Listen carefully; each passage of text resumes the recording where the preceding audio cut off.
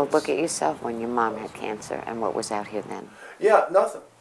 Okay? That's why I consider us so lucky. I lose my temper sometimes when people start complaining about what's out here. And my answer to them is, well, what are you going to do to change it?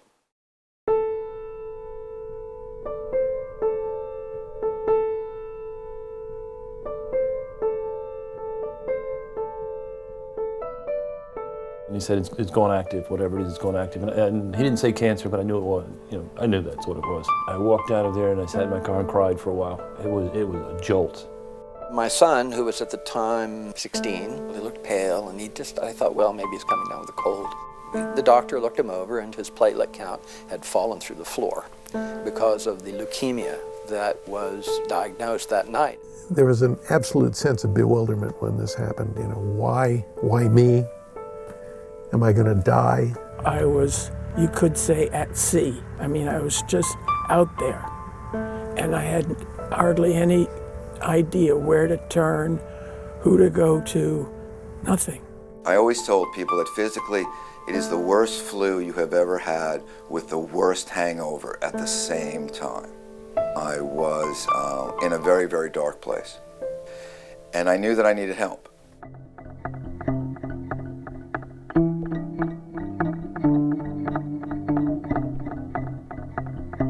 What's the first thing you do to try and help them? Well, the first thing we try to do is to get them to snap out of that state of shock. You cannot process information the way you usually do with the same rapidity, and you lack confidence about making decisions. And needless to say, in a battle against cancer, you're going to have to do both of those things. We have professional counselors, oncology social workers, clinical psychologists who specialize in doing that.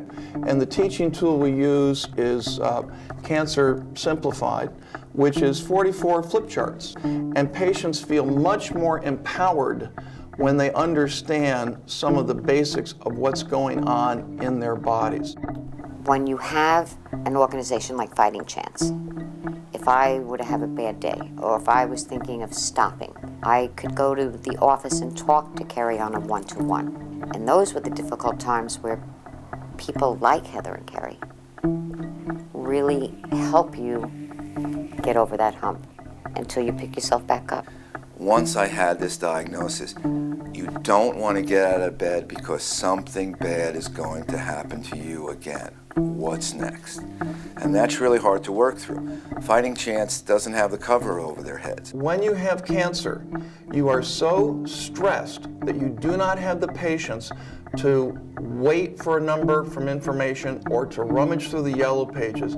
It's that kind of waste of time and frustration that just drains you of energy you need to fight the disease. So this makes it easier.